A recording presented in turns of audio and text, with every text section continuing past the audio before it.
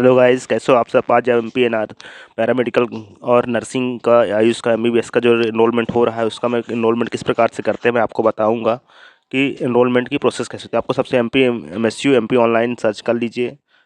तो आपको देखिए इस प्रकार से आपको ये मेन पेज खुलेगा या एमपी एमएसयू जो इसमें सर्विसेज में जाना है। सर्विसेज में जाएंगे तो आपका देखिए जो एनरोलमेंट का चैप्टर है या सर्विसेज वाला पॉइंट है एमपी एमएसयू का वो खुल जाएगा।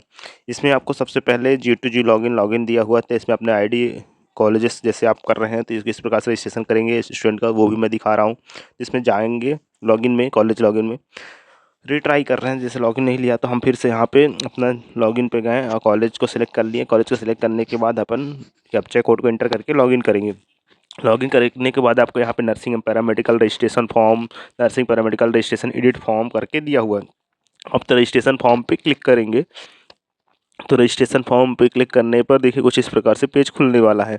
इसमें आप जैसे किसी भी स्टूडेंट का रजिस्ट्रेशन करना होगा। रजिस्ट्रेशन करने पे जैसे इसकी बेसिक डिटेल्स लगती है, जैसे आपको यहाँ पे सेशन लिख करके आ जाएगा, आपको कॉलेज का नेम लिख करके आ जाएगा और आपको यहाँ पे सेलेक्ट कोर्स या प्रोग्राम नेम। तो आपको यहाँ पे दिए हुए कोर्सेज में से आपको सेलेक्ट कर लेना है कौन सा कोर्स है। फिर मेडिकल लैब टेक्नीशियन है, रेगुलर है कि एडमिशन ईयर किस टाइप का, तो रेगुलर है एडमिशन टाइप। फिर आपको यहाँ पे अपना नाम को मांगा गया है तो नाम को यहाँ पे एंटर करेंगे। नाम के बाद आपका father name, mother name, date of birth, gender, previous exam roll number और कई चीज़ें इसमें डिटेल्स मांगी जाती है जिसे 1 बाय 1 आपको यहाँ पे फिल करना होगा। तो जो एनरोलमेंट की प्रोसेस जो होती है 2 स्टेप में होती है। पहला आपको कॉलेज लॉगिन से जो आपका G2G से होता है उसमें आपका पहले प्राइमरी रजिस्ट्रेशन होता है, फिर उसका सेकंड स्टेज पे आपका लॉगिन होता है। पर आपको मैं एक बात बताना चाहूँगा कि जैसे कि आपका एनरोलमेंट आप फॉर्म फिल कर रहे हैं तो उसमें आप ये ज़रूर नोट करिए कि आप जब फॉर्म ने खोला आपने डिटेल्स का बेस पे, तो उस पे आप जितनी कोर्स की डिटेल, सेशन की डिटेल और नेम स्पेलिंग ज़रूर देख लें।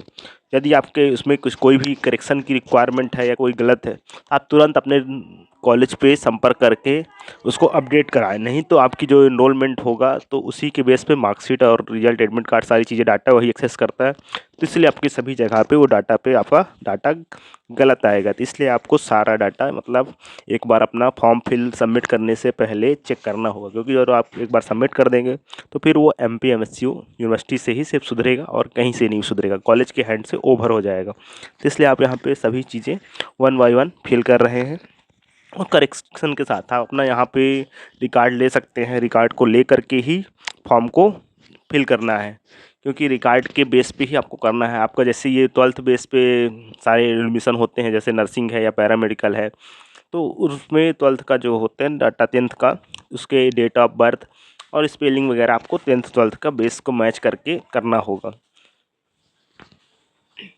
हमने सारी चीज़ें फिल कर दिया और यहाँ पर जो देखिए एडमिशन रिसिप्ट डेट, जो आपने एडमिशन लिया उस डेट की रिसिप्ट यहाँ पे चाहिए होता है, डेट चाहिए होता है।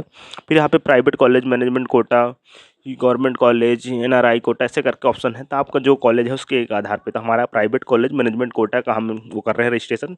फिर आपका यहाँ पे नेक्स्ट आपको यहाँ पे रजिस्टर्ड मोबाइल नंबर डालना होगा, क्योंकि किसी मोबाइल नंबर पे आगे चल के OTP आएगी।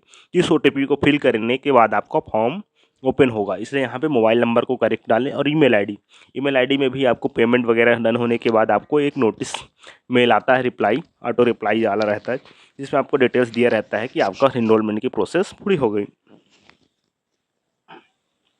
फिर लास्ट में देखिए कैप्चा कोड है, कैप्चा कोड को एंटर करेंगे और एक बार फॉर्म को पूरे अच्छी तरह से चेक करके सबमिट करना होगा। तो हम फॉर्म को एक बार मैच कर लिया और इस प्रकार से हम यहाँ पे फॉर्म का जो प्राइमरी स्टेज का रजिस्ट्रेशन होता है, स्टूडेंट नर्सिंग या पैरामेडिकल का रजिस्ट्रेशन है, MBBS BDS सभी का जो रजिस्ट्रेशन है वहाँ पे हो करके सबमिट कर देंगे।